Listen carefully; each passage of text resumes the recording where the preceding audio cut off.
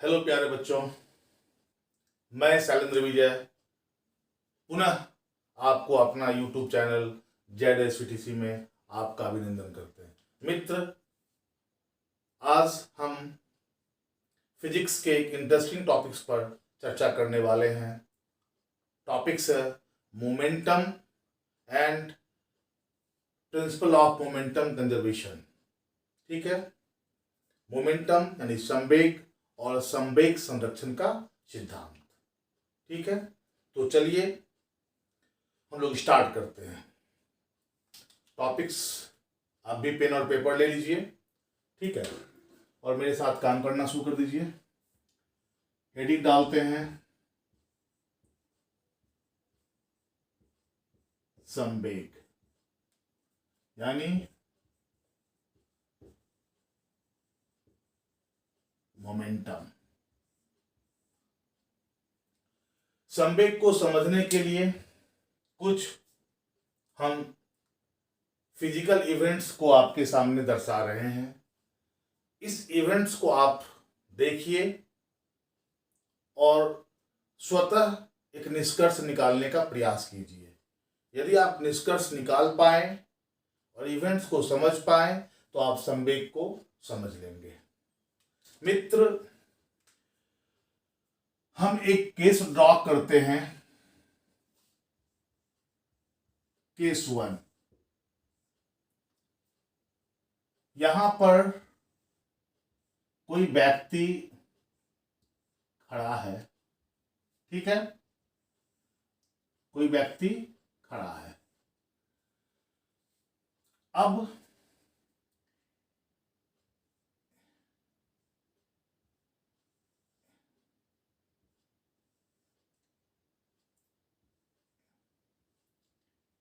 एक साइकिल सवार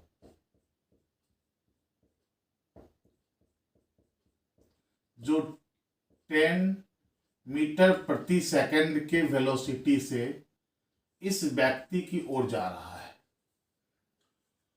और इसको क्या किया, हिट कर दिया, इस पे टक्कर मार दिया। क्लियर? अगर हम यहां पर चर्चा करें कि इस साइकिल सवार का जो मास था वो 50 kg है। क्लियर? वेलोसिटी कितना है, 10 मीटर प्रति सेकंड। घटना क्या घटित हुई, इस व्यक्ति को चोट लगा, यानी इसको फिजिकली नुकसान उठाना पड़ा। क्लियर? इसको फील करो। इस घटना को हम चोट 1 बोलेंगे। ठीक है, क्या दिखाएं कि एक साइकिल सवार जिसका मास 50 kg है वो 10 मीटर प्रति सेकंड के वेलोसिटी से इस व्यक्ति के साथ टकरा जाता है। टकराने के बाद ये व्यक्ति फील करता है कि उसको चोट लगी है।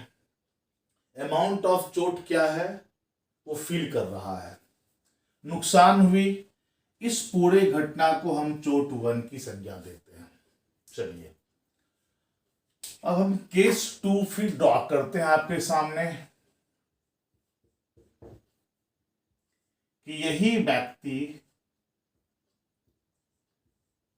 यहां पे खड़ा है और एक कार जिसका मास 100 kg है या 1000 kg कर या 4000 कर देते हैं, 400 kg 400 kg है। क्लियर? ये कार, और ये कार भी 10 मीटर प्रति सेकंड के वेलोसिटी से ही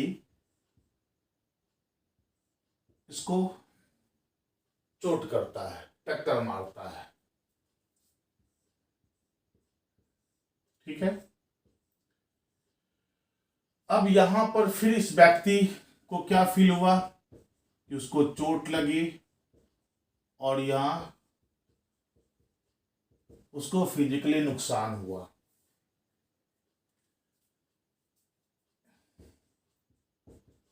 इस चोट को हम सेकेंड चोट की चर्चा कर संज्ञा देते हैं कि यहां जो घटना घटी है कि एक कार जिसका कि एम 400 kg था, वो 10 मीटर प्रति सेकंड के वेलोसिटी से एक आदमी को टक्कर मार दिया। आदमी को चोट लगी, उसको फिजिकली नुकसान हुआ, वो फील किया, अपने इस चोट को चोट 2 के नाम दे दिया। क्लियर। अब तीसरा एक घटना फिर घटित होती है, केस 3।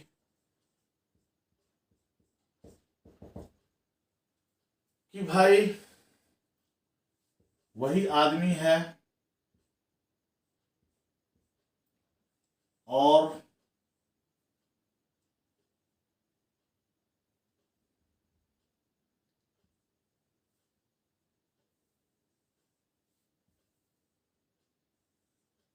इसको एक बड़ा ट्रॉली ट्रक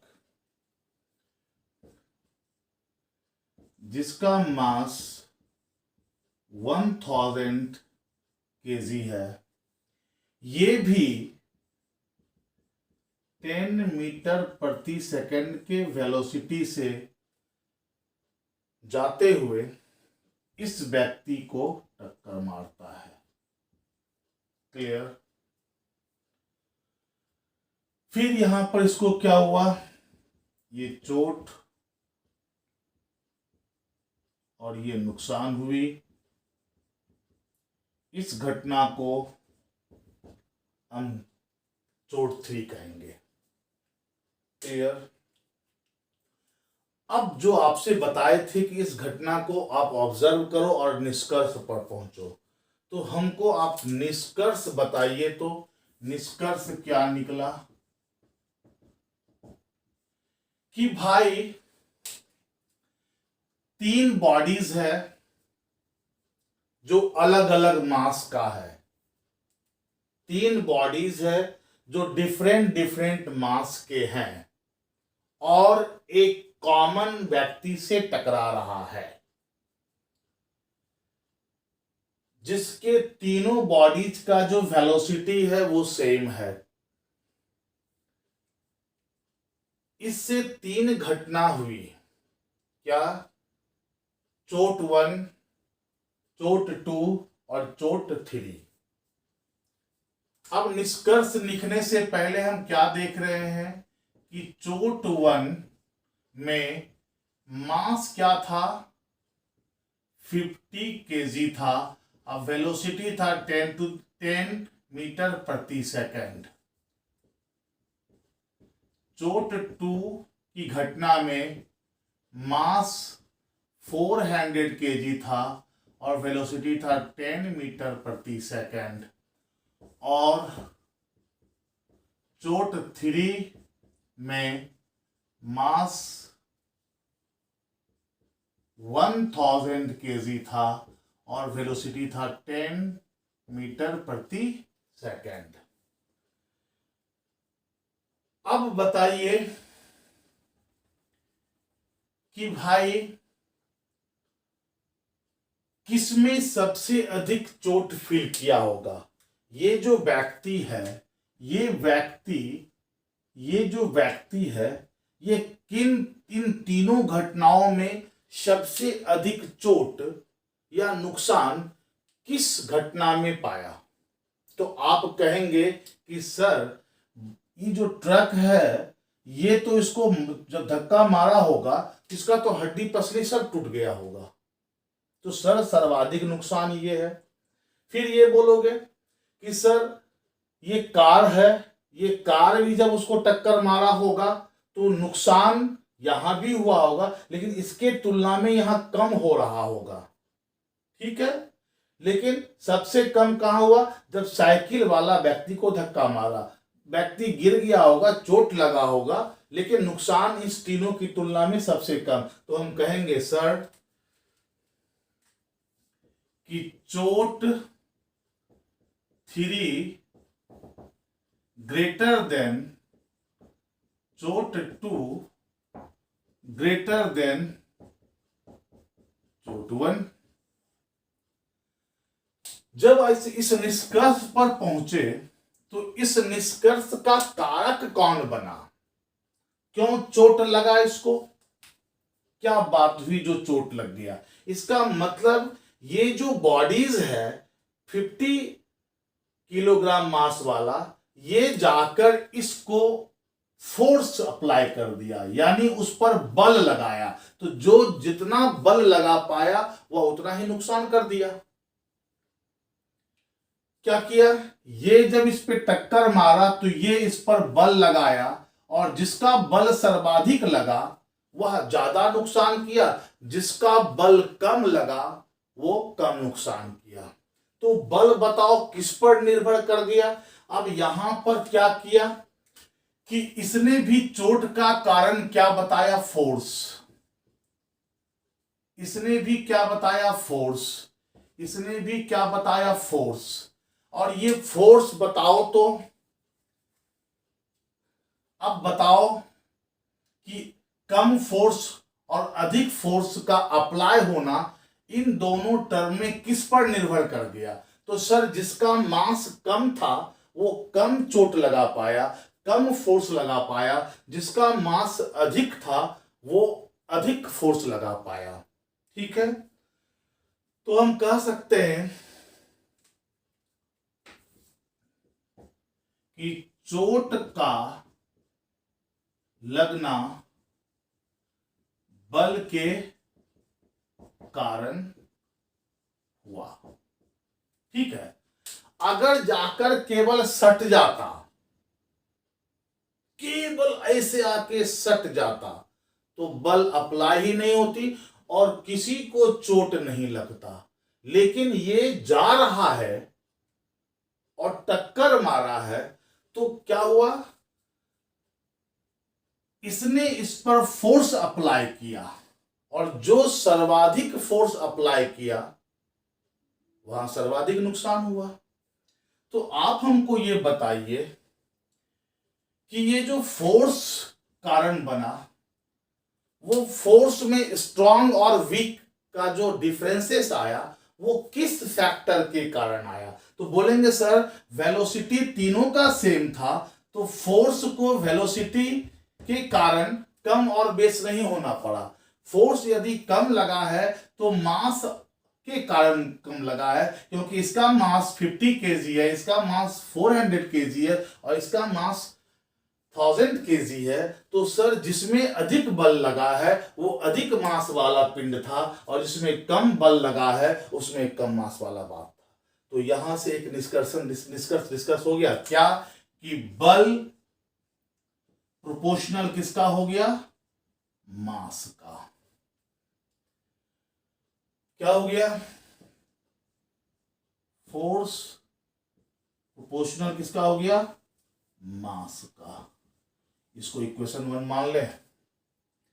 तो मित्र अभी हम संवेग को डिफाइन नहीं किए हैं, हम एक घटना दिखाएं, घटना में बल को लाएं और बल का प्रभाव को दिखाएं कि कहां पर बल अधिक था और कहां पे बल कम था, और उसके बल का अधिक होना और बल का कम होना किन घटक पर निर्भर करता था। और जिस घटक पर निर्भर करता था, यानी अधिक बल तो अधिक मास अधिक बल, कम मास कम बल, मतलब सीधा संबंध है। यानी अगर अधिक मास वाला पिंड टकराया तो अधिक फोर्स उत्पन्न किया, और कम मास वाला पिंड अपना टकराया तो कम फोर्स अप्लाई किया, यानी दोनों में सीधा संबंध है, यानी प्रोपोर्शनल है। ठीक है, कोई दिक्कत यहां पे, ये सारी बात समझ में आ गई। अब हम कुछ और घटनाओं की बात करते हैं, इसको ऑफ कर दें। चलिए,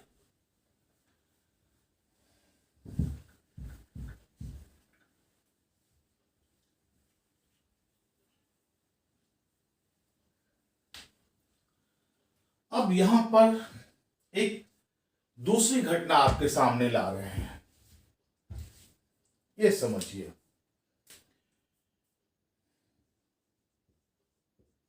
केस 1, घटना यह है कि यह एक व्यक्ति यहां पर खड़ा है, ठीक है, और यहां से 10 ग्राम मांस वाला कोई पिंड इसको फेंका गया, इस पर थ्रो किया गया। कोई व्यक्ति थ्रो कर रहा है, कोई व्यक्ति थ्रो कर रहा है इस पर। 10 ग्राम वाला एक मास था, क्लियर। वेलोसिटी अभी इसका कुछ रोम ठीक है, अभी छोड़ देते हैं, कुछ वेलोसिटी अब रहने दो, ठीक है। अब यहां पर फिर इसको चोट लग गया, चोट 1, क्लियर। अब केस 2 देखो, केस 2 फिर हम देखते हैं।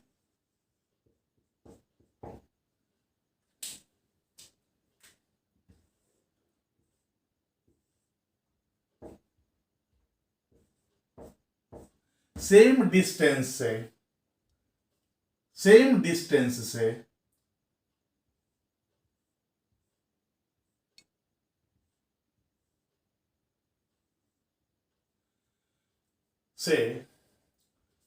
10 ग्राम का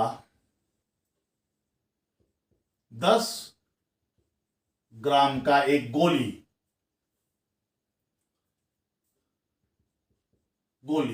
बंदूक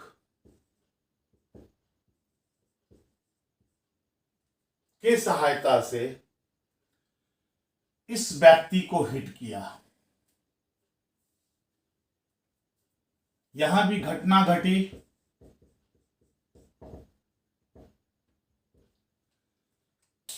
फिल हो गया। इस गोली,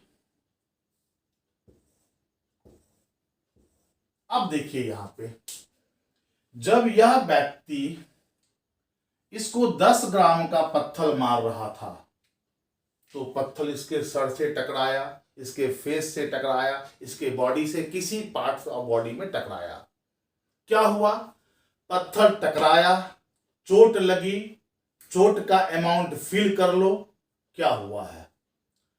लेकिन जब उतना ही डिस्टेंस से उसी मास वाले, उतना ही मास का एक गोली बंदूक के द्वारा छोड़कर उस व्यक्ति को हिट किया गया, तो जिस भी बॉडी में वो हिट किया होगा उसको तो इस पार से उस पार निकल गया होगा।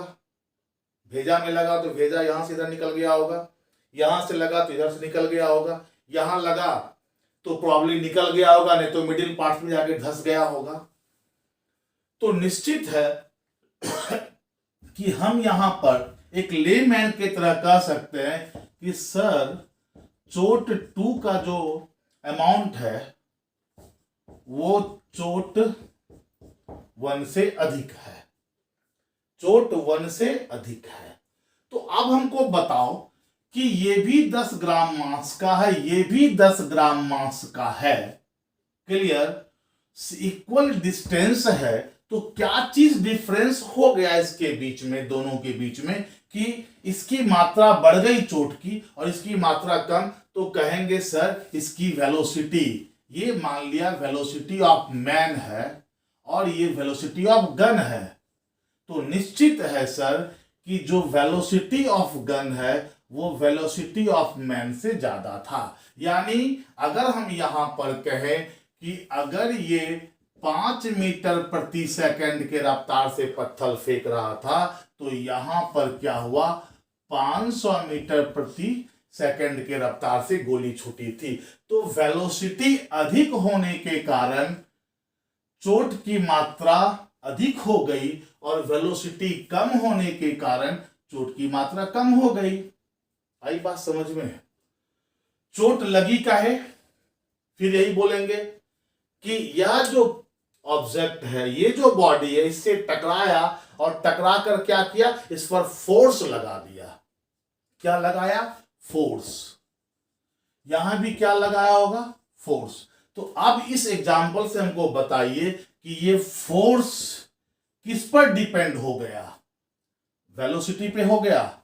और कैसा हुआ, जिसकी अधिक वेलोसिटी हुई वो अधिक चोट पहुंचाया, और जिसका कम वेलोसिटी हुआ वो कम चोट पहुंचाया। मतलब डायरेक्ट रिलेशन है कि वेलोसिटी को बढ़ा दिए तो चोट बढ़ गई, वेलोसिटी को कम कर दिए तो चोट की मात्रा कम हो गई। इसका मतलब क्या हुआ कि फोर्स प्रोपोर्शनल टू वेलोसिटी। आई बात समझ में? कोई बात यहां पे दिक्कत? ये आपको इक्वेशन 2 हम यहां पे मान लेते हैं। क्लियर? अब आइए तो from equation 1 and equation 2। Equation 1 क्या था, F प्रोपोर्शनल टू मास था, और दूसरा क्या था, F प्रोपोर्शनल टू V था। अब F दोनों के लिए कॉमन है, तो F proportional to mass into velocity. ठीक है, मास इनटू वेलोसिटी। आइए, ये जो मास इनटू वेलोसिटी है, ये जो दोनों मिलकर के एक फिजिकल क्वांटिटीज का निर्माण किया, इसी को हम मोमेंटम बोलते हैं। क्या बोलते हैं, मोमेंटम, यानी संवेग। अतः किसी पिंड का संवेग किस पर निर्भर करता है, उस पिंड के मास और उस पिंड के वेलोसिटी पर। ठीक है, किसी भी पिंड का संवेग किस पर निर्भर करता है, उस पिंड के मास पर और उस पिंड के वेलोसिटी पर। बिल्कुल बात समझ में आई? कोई प्रॉब्लम यहां पे नहीं ना? अब इसको ऑफ करते हैं और इधर फिर लिखते हैं। अब देखिए, एक पॉइंट यहां पे, जब हम कभी ऑफलाइन क्लास में इसको डिस्कस कर रहे थे, तो एक बच्चों ने इराइज किया, जो हम आपके सामने भी करना चाहते हैं, कि सर आप जब ये दोनों इक्वेशंस को लाइन अप किए तो आप m इंटू वी ही क्यों लिखे? आप रिलेशन तो ऐसे भी लिख सकते थे, F proportional to m by v, या आप सर ऐसे भी ले सकते थे m प्लस v। सर आप ऐसे भी ले सकते थे m माइनस v। जब आपको लाइनअप ही करना था तो आप इनटू क्यों डाले? आप F proportional m by v लिख सकते थे, प्लस लिख सकते थे, माइनस दे सकते थे।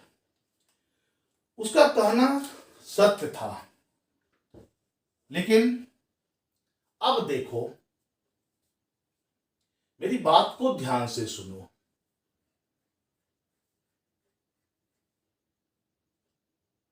इसको छोड़ दो, अभी थोड़ा बाद में समझेंगे, क्योंकि इसमें एक ऐसी चक्कर होती है कि जब डिवीजन की क्रिया होती है तो अनडिफाइंड टर्म को भी जन्म देता है, जिसको थर्ड में रखेंगे, फर्स्ट सेकंड थर्ड। अगर हम यहां समझाने का प्रयास करते हैं, यदि F proportional to m plus v रखते हैं, ठीक है, और यदि m का मान 0 रख दे, कोई पिंड m का मान 0 कर दे, अगर m का मान 0 कर दे तो इसका मतलब क्या हुआ, वो बॉडी ही एग्जिस्ट नहीं कर रही है, मतलब वो पिंड है ही नहीं। क्लियर? कोई भी ऑब्जेक्ट होगा तो उसको मास होगा, ठीक है, जिसमें वेलोसिटी होगी। अगर मास को 0 कर दिया जाए तो ये नियम क्या बोलेगा, फिर भी बोलेगा कि उस बॉडी में वेलोसिटी है, उस बॉडी में वेलोसिटी है। जबकि मास अगर जीरो हो गया, मासलेस कोई ऑब्जेक्ट है, तो वो ऑब्जेक्ट है ही नहीं, वो मैटर है ही नहीं, वो बॉडी है ही नहीं। जब वो बॉडी नहीं है तो फिर उसमें वेलोसिटी कैसे हो सकती है, वेलोसिटी हो सकती है नहीं। फिर वो फोर्स अप्लाई कर सकता है, वो फोर्स बना सकता है नहीं। इसलिए हम अगर ये रिलेशन रखेंगे तो ये बता रहा है कि मास नहीं होने के बाद भी फोर्स प्रोपोर्शनल टू वेलोसिटी, यानी वेग के कारण आएगा। तो कौन वेग उत्पन्न करे, किस वेग किस पिंड में होगा, पिंड तो है ही नहीं। इसका मतलब क्या हो गया, ये रॉन्ग कंसेप्ट है। क्लियर, यानी हम इस तरह से इस रिलेशन को हम नहीं लिख सकते इन दोनों को कंबाइंड रूप से। सिमिलरली अगर हम यहां पर वेलोसिटी को जीरो कर दे, वेलोसिटी जीरो कर दे, और जब वेलोसिटी जीरो हो गया तो m हो जाएगा। अब बताओ, जिस भी ऑब्जेक्ट में वेलोसिटी होगा ही नहीं, वेग होगा ही नहीं, तो वो फोर्स कैसे अप्लाई करेगा, वो फोर्स कैसे अप्लाई करेगा। ठीक है, ये एक बॉडीज है, इसको मास है, लेकिन इसमें वेलोसिटी नहीं है। ये मेरे इस चेहरे पर फोर्स कैसे अप्लाई करेगा, जब तक इसको ऐसे नहीं किया जाएगा। इसका मतलब, ये इसका मतलब क्या हुआ, इसमें वेलोसिटी आई तभी तो ये मेरे पास आया और टकरा गया। मेरी बात समझ में आया। तब हमको क्या करना होगा, हम जाके इससे सर टकराएंगे, तो मेरे तब जब हम टकराएंगे तो ये क्रिया इसकी नहीं हुई, ये क्रिया मेरी हो जाएगी। ठीक है, तो फिर यहां पर क्या हुआ, अगर वेलोसिटी जीरो हो गया तो क्या हो गया, मास इन रेस्ट हो गया। मास इन रेस्ट हो गया तो वो फिर फोर्स अप्लाई करेगा नहीं। तो इसका मतलब क्या हो गया, एक छोटा पत्थर रख दो, एक बड़ा पत्थर रख दो, तुम खड़ा हो जाओ, दोनों पत्थर तुम पर कोई फोर्स अप्लाई नहीं कर रहा है, कोई चोट नहीं पहुंचा रहा है। क्लियर, यानी इसका मतलब क्या हो गई कि हम इस रिलेशंस को नहीं लिख सकते हैं। सिमिलरली यहां पर माइनस करने से भी वही बात होगा, और जैसे ही वेलोसिटी जीरो कर देंगे क्या हो जाएगा, फोर्स का मान इन्फिनाइट हो जाएगा, अनडिफाइंड हो जाएगा। अतः यह भी कॉन्सेप्चुअल गलत है। इसलिए क्या हो गया, एक ही रिलेशन है जो कि इसको प्रूव कर रहा है, और हम देख रहे हैं कि उसको कैसे करता। अगर बाय द वे मान कर चलो कि इस रिलेशन में m को जीरो कर दोगे, तो जैसे ही m जीरो होगा, इधर वाला जो भी है वो वेलोसिटी को भी जीरो कर देगा। मतलब वहां ये पूरा का पूरा रिलेशन क्या हो जाएगा, जीरो हो जाएगा। जैसे मास जीरो हो गया यानी फोर्स जीरो हो गया। ठीक है, बात समझ में आ गई। उसी प्रकार से जैसे ही इसके वेलोसिटी को जीरो कर देंगे, ठीक है, इसका मतलब क्या हुआ, ये पूरा का पूरा कॉम्बिनेशन जीरो हो गया, और जैसे ही कॉम्बिनेशन हो गया फिर फोर्स जीरो हो गया। आई बात समझ में।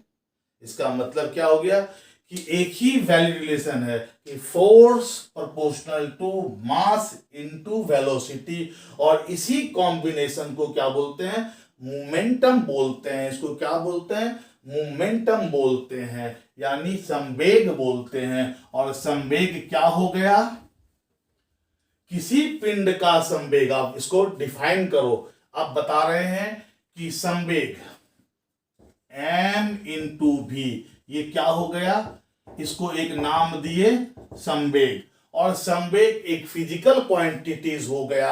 जब ये फिजिकल क्वांटिटी हो गया तो इसको एक संकेत चाहिए, तो स्मॉल p इसका संकेत हो गया। क्या, स्मॉल p एक संकेत हो गया। तो हम क्या कह सकते हैं कि वह जो फोर्स है प्रोपोर्शनल टू संवेग है। अगर फोर्स बढ़ाएंगे तो संवेग बढ़ेगा, संवेग बढ़ेगा तो फोर्स बढ़ेगा, फोर्स घटेगा तो संवेग घटेगा, संवेग घटेगा तो फोर्स घटेगा। क्लियर। इसी प्रकार से क्या हो गया कि P यानी संवेग m इंटू भी। और यहां से इसका डिफिनेशन हो गया, डिफिनेशन क्या हो गया कि किसी पिंड का संवेग उसके मास एवं वेलोसिटी का गुणनफल होता है। यानी किसी पिंड का मास और वेलोसिटी का गुणनफल उस पिंड का संवेग कहलाता है। क्लियर? अब संवेग समझ में आ गई होगी, संवेग समझ में आ गई होगी, बात समझ में आई। अब ऐसा और देखिए इसका, देखिए मेरी बात को, ये मेरा गाल है, ये मेरा हाथ है, मास कांस्टेंट है, यहां से लाए, देखिए मेरी घटना को, और ला करके हम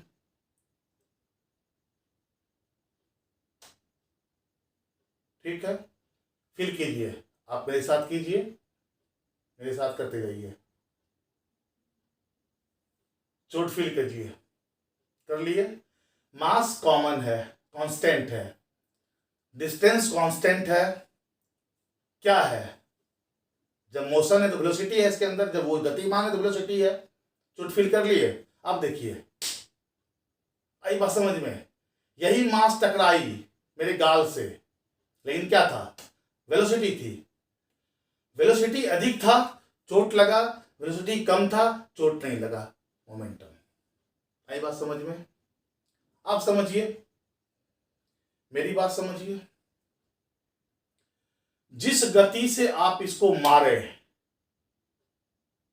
अब उसी गति में आप इसको इस तरह से कर दीजिए, इसका मास बढ़ा दीजिए और उसी वेलोसिटी से आप मारिए, तो क्या होगा, दांते टूट जाएगा।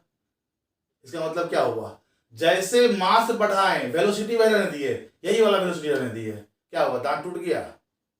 तो समझ में आ गया मोमेंटम कि अगर वेलोसिटी बढ़ा दिए, मास कांस्टेंट है, अगर क्या हो गया, वेलोसिटी कांस्टेंट है तो मास बढ़ा दिए, यानी क्या हुआ, फोर्स अप्लाई हुआ, फोर्स किस पर डिपेंड किया, एक बार वेलोसिटी पे, दूसरे बार मास पे, यानी क्या हुआ, किसी पिंड के मास और वेलोसिटी का जो प्रोडक्ट होता है, प्रोडक्ट कैसा, क्रॉस प्रोडक्ट, क्रॉस प्रोडक्ट। और जब ये क्रॉस प्रोडक्ट है तो ये सदिश राशि, ये क्या है, वेक्टर क्वांटिटीज है, यानी सदिश राशि है। क्यों? क्योंकि इसको ऐसे दे दीजिए, क्योंकि वेलोसिटी क्या है, वेलोसिटी एक फिजिकल एक वेक्टर क्वांटिटीज है। जब ये वेक्टर क्वांटिटीज है तो मोमेंटम भी क्या हो गया, एक वेक्टर क्वांटिटीज है। तो आपसे क्वेश्चन पूछेगा संवेग किसे कहते हैं, अगर डिफिनेशन दिया होगा 4 ऑप्शंस में अलग अलग डिफिनेशन, तो आप करेक्ट डिफिनेशन पे आंसर मार दीजिएगा। क्लियर? अगर आपसे कोई समझाना कि हमको समझाओ कि संवेग क्या है, तो आप समझा दीजिएगा, जो हम बताए थे 2-3 एग्जाम्पल्स को हम लोग ऑन फिगर देख करके, तो यहां भी आपसे हो जाना चाहिए, कोई बात नहीं है। अब देखिए, तो जब ये फिजिकल क्वांटिटीज है तो निश्चित है इसका यूनिट होगा, तो भाई इसका यूनिट एसआई यूनिट क्या हो जाएगा। अब ध्यान से सुनिए, actually P equal to M into भी है, और मास का एसआई यूनिट क्या है, किलोग्राम है, और वेलोसिटी का एसआई यूनिट क्या है, मीटर प्रति सेकंड है। तो आप बताइए कि इसका एसआई यूनिट क्या हो जाएगा, किलोग्राम मीटर प्रति सेकंड। तो अगर आपसे कोई पूछेगा कि आप बताएं कि मोमेंटम का एसआई यूनिट क्या है, तो क्या बोलेंगे, किलोग्राम मीटर प्रति सेकंड। अब आइए,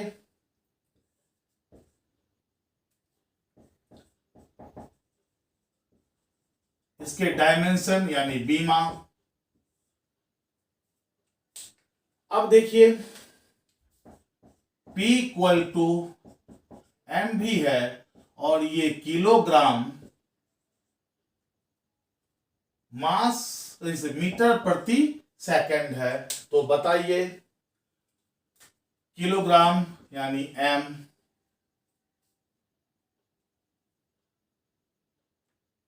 किलोग्राम यानी मास, मीटर यानी लेंथ,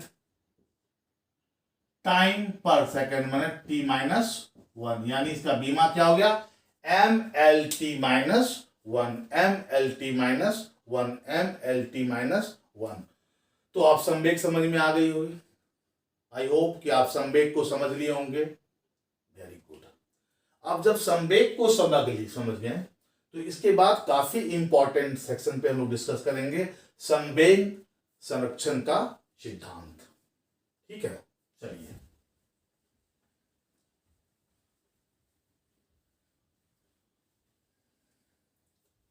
तो हेडिंग डालिए संवेग संरक्षण का सिद्धांत।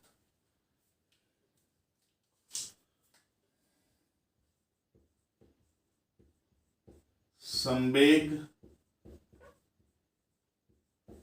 संरक्षण का सिद्धांत, प्रिंसिपल ऑफ मोमेंटम कंजर्वेशन। देखिए पहले घटना देखते हैं तब सिद्धांत पे आएंगे। चलिए घटना देखते हैं। घटना में केस 1, केस 2 और केस 3, हम 3 केस लेकर के इस घटना को दिखाने का प्रयास करते हैं। एक सरफेस है, इस पर 2 पिंड है, ये पिंड ए है और ये पिंड बी है। क्लियर। ये जब कोई बॉडी है तो इसका एक मास होगा, मान लेते हैं एम ए इसका मास है और इसका मास क्या है एम बी। 2 डिफरेंट मास है। ये दोनों एक ही दिशा में गतिमान है, एक ही दिशा में गतिशील है। जब ये गतिशील है इसका मतलब इसका वेलोसिटी होगा, इसको मान लेते हैं यू ए, इसकी वेलोसिटी क्या मान लेते हैं यू बी। अब मेरी बात को ध्यान से समझें। जब ये 2 पिंड है और इस पिंड में क्या है, इसके मास है, इसके वेलोसिटी भी है, तो निश्चित है कि इस पिंड का एक संवेग भी होगा पी ए।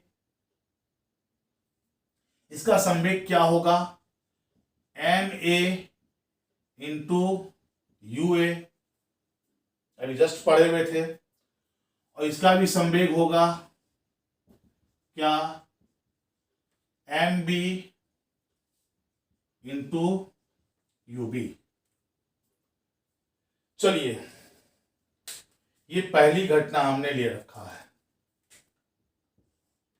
और यहां पर क्या डाल रहे हैं कि U A greater than U B है।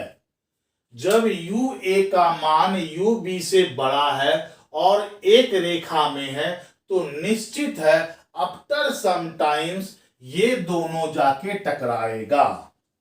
ये बात तो आप जान रहे हैं। चलिए यहां पर ये दोनों पिंड क्या हो गया आपस में टकरा गया। ये पिंड कौन है ए है और ये कौन है बी है। इसका मास क्या है एम है, इसका मास क्या है एम बी है। आई बात समझ में, कहीं पर कोई दिक्कत। अब हमको बताइए कि न्यूटन्स का 3rd लॉ अप्लाई किया यहां पे। बिल्कुल किया।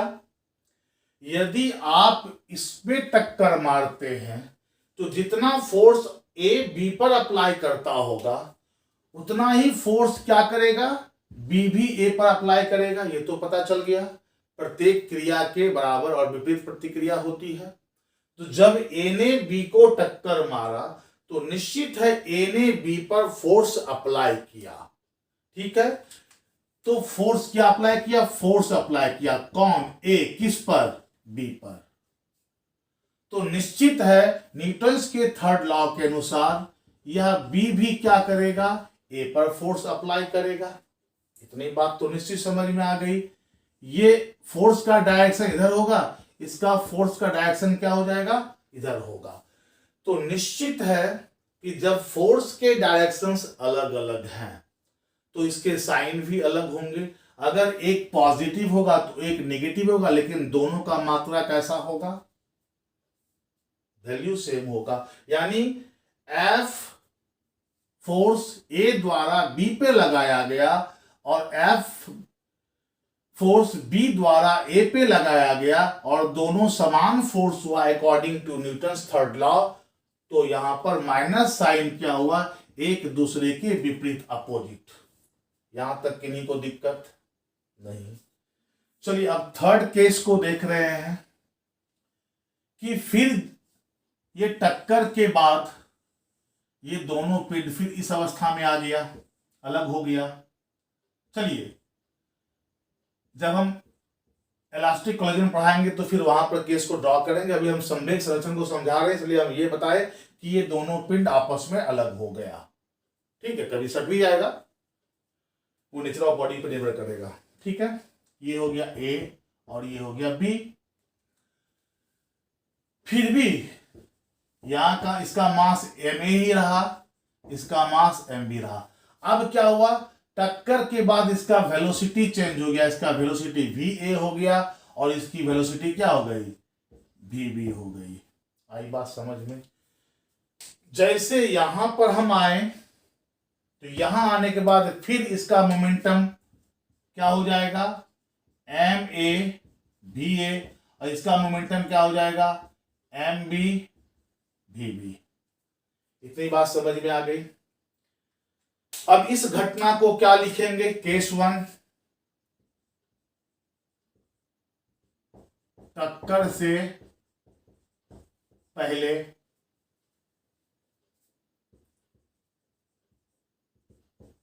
टक्कर के समय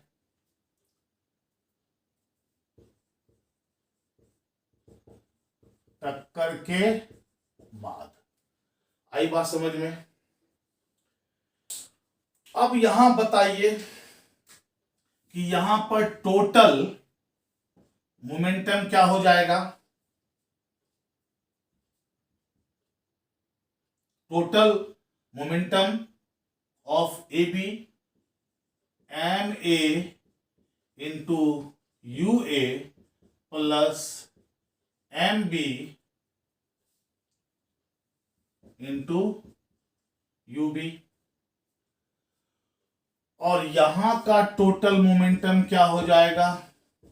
M A B A plus M B B B. आई बात समझ में? अब आइए टक्कर के समय के केस को उठाकर यहां लाते हैं। यहां देखिए हमने क्या देखा? F A B equal to minus F B A. ये कहां से आया था? न्यूटन्स के तीसरे नियम से, ठीक है। यहां लिख देंगे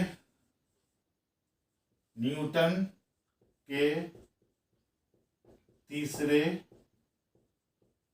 नियम से। किसका?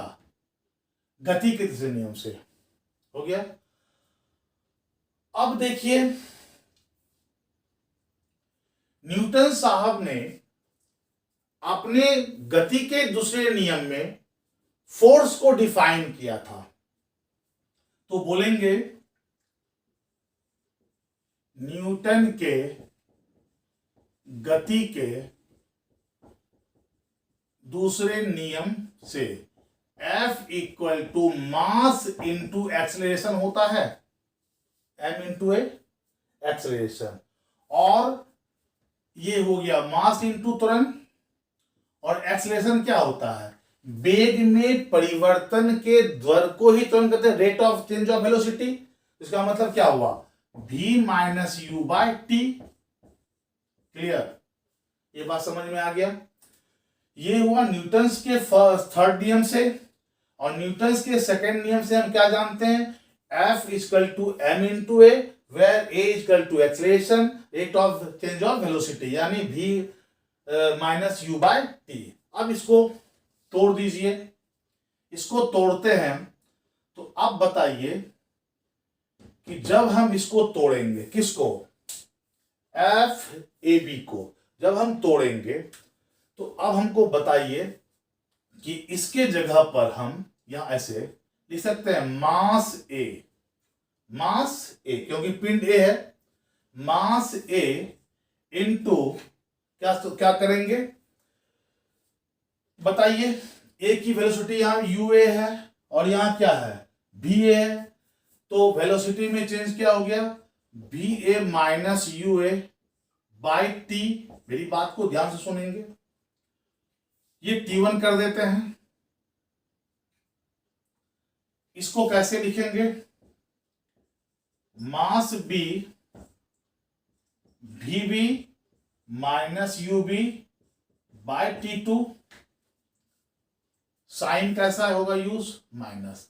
लेकिन एक बात बताइए, यहां पर दोनों का कॉलिजन टाइप जब टक्कर कर रहा है तो दोनों समान टाइम में टक्कर न करेगा। अगर टकराया तो टकराने का जो टाइम पीरियड होगा वो दोनों के लिए सेम है कि अलग डिफरेंट होगा, सेम होगा, बिल्कुल सही बोले हैं। तो जब सेम होगा तो फिर T1 इक्वल टू T2 बराबर T हो सकता है, तो दोनों को T ही रख दे, कोई दिक्कत। जब T हो गया तो बताइए T से T कट गया, इसको ब्रेक कीजिए, तो ब्रेक करने के बाद क्या होगा, एम ए भी ए minus M A U A बराबर माइनस एम बी भी बी, और माइनस माइनस क्या हो जाएगा प्लस एम बी और यू बी। देख लीजिए, जिसमें वेलोसिटी भी है उसको एक साइड ले आते हैं और u वाला को इधर, इसका मतलब क्या हो गया देखो तो, एम ए यू ए उधर ले गए, प्लस में क्या है M B U B. Clear, equation के एक साइड आ गया, दूसरी साइड क्या हो गया, एम ए भी ए प्लस एम बी भी बी हो गया। मेरी बात समझ में आ गई, क्लियर।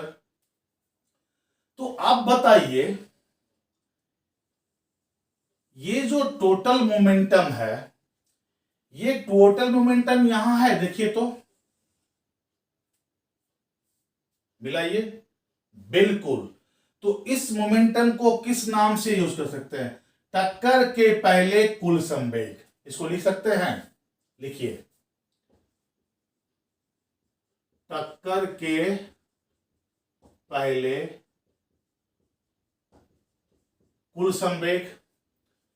और देखिए तो एम ए भी ए एम बी भी बी यहां है कुल संवेग, और ये कुल संवेग कब है, टक्कर के बाद। तो यहां क्या लिख सकते हैं इसको, टक्कर के बाद का कुल संवेग। और दोनों कैसा है, बराबर है, बराबर है, बिल्कुल। और जब ये बराबर है इसी को कहते हैं संवेग संरक्षण का सिद्धांत। यानी संवेग संरक्षित रहता है कब, जब उस पर कोई बाह्य बल कार्य नहीं, किसी पिंड का क्या हो गया, किसी वस्तु का या किसी पिंड पर कोई बाह्य बल यानी एक्सटर्नल फोर्स यदि काम नहीं करता है तो टक्कर के पहले का कुल संवेग टक्कर के बाद के कुल संवेग के बराबर होता है। ठीक है, क्लियर, कहीं दिक्कत नहीं ना आई समझ में। जब समझ में आ गई तो हम यहां पर आप डिफिनेशन लिखते हैं, इसको मिटा दे। चलिए,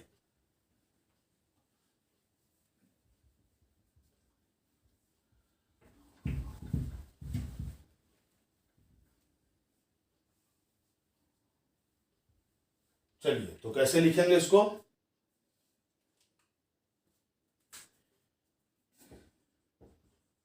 यदि किसी पिंड पर कोई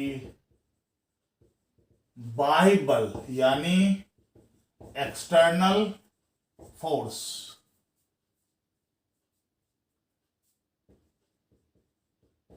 कार्य नहीं करे तो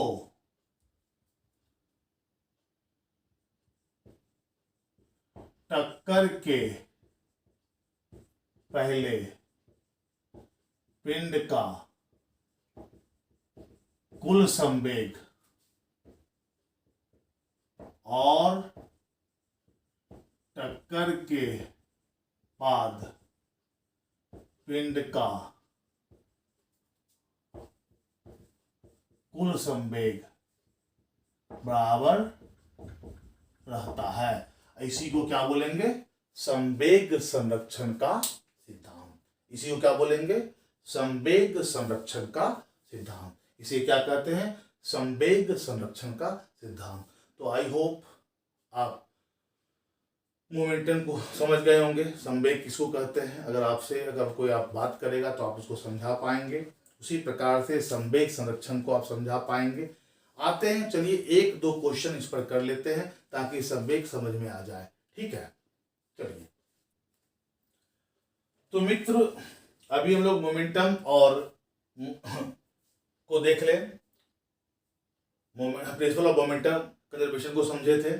आइए हम उस पर दो क्वेश्चन करते हैं ताकि मोमेंटम आप कितना समझे हैं और कैसे इसको अप्लाई करेंगे। ठीक है, इसको देखते हैं। कहता है what is the momentum of a man. कहता है एक व्यक्ति का संवेग क्या होगा जिसका मास 75 kg है और वह when he walk with a uniform velocity यानी समरूप वेग से 2 मीटर प्रति सेकंड के चाल से वो चल रहा है। कहता है what is the momentum of a man mass 75 kg when he walk with a uniform velocity of 2 metre प्रति सेकंड। यानी कोई व्यक्ति जिसका मास 75 kg है और वह 2 मीटर प्रति सेकंड के चाल से चल रहा है, गति कर रहा है, तो बताइए उस व्यक्ति का संवेग क्या होगा। तो हम क्या जान रहे हैं, संवेग equal to mass into velocity. अब देखिए मास को हम किस में लेंगे, SI में, किलोग्राम में, और वेलोसिटी क्या लेंगे, मीटर प्रति सेकंड में। और यहाँ मास क्या दिया गया है, केजी में ही दिया गया, मतलब हमको यूनिट चेंज करना नहीं पड़ेगा मास के लिए, डायरेक्ट 75 लिख देंगे। और वेलोसिटी भी क्या दिया गया है, 2 मीटर प्रति सेकंड, और लेना भी था मीटर प्रति सेकंड में। अतः हमको क्या करना पड़ेगा कि वेलोसिटी का भी हमको यूनिट चेंज करना नहीं पड़ेगा और इसको डायरेक्ट मल्टीप्लाई कर देंगे। तो क्या हो गया 150, क्या हो जाएगा 150 किलोग्राम मीटर प्रति सेकंड। निकल गया उसका मोमेंटम, वेरी इजी, क्योंकि आपको ये फॉर्मूला अब आता है। जब आता है तो क्वेश्चंस में उसके डाटाज को पुट करेंगे और कैलकुलेशन कर देंगे, रिजल्ट आ जाएगी। नाउ कहता है an objects movements is 80 kg metre पर सेकंड। यानी कहता है किसी ऑब्जेक्ट का मोमेंटम दिया गया है, कितना दिया गया है मोमेंटम भाई, 80 किलोग्राम प्रति second, and its mass is 16,000 ग्राम, यानी 16,000 ग्राम उस ऑब्जेक्ट का मास दिया गया है। तो कहता है find the velocity of its object, यानी उस ऑब्जेक्ट का वेलोसिटी बताएं। तो हमको पता क्या है कि momentum is equal to mass into velocity है। अब देखिए हमारा मास क्या दिया गया है, मास दिया गया है 16,000 ग्राम, और हमको मास किस में लेना है, मास लेना है हमको किलोग्राम में। तो इसको क्या करेंगे, 1000 से भाग दे देंगे और लिख देंगे 16 किलोग्राम आ गया। वेलोसिटी निकालना है, मोमेंटम दिया हुआ 80 किलोमीटर प्रति सेकंड, यूनिट सेम सही दिया गया है। तो मास मेरे को 16 केजी है और वेलोसिटी निकालना है, तो वेलोसिटी इक्वल टू 80/16 यानी 16 × 80। वेलोसिटी किसमें निकल जाएगा? मीटर प्रति सेकंड, मीटर प्रति सेकंड।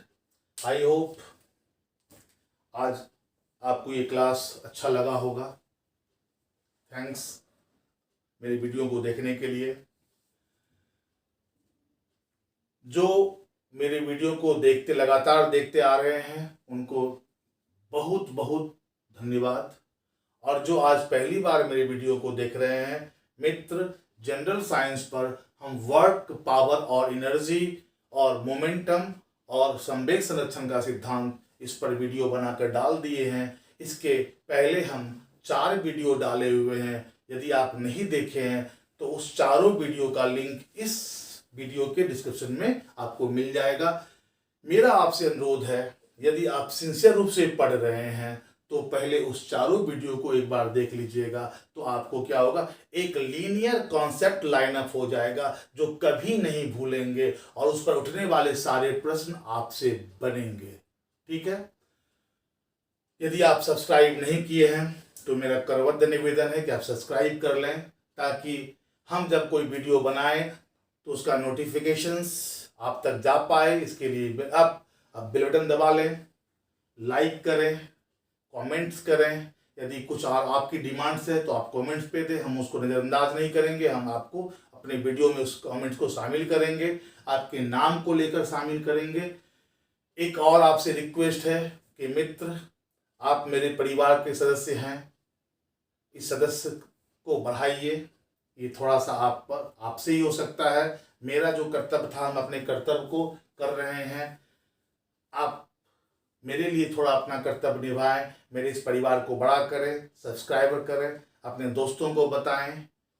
धन्यवाद। फिर मिलते हैं नेक्स्ट वीडियो में।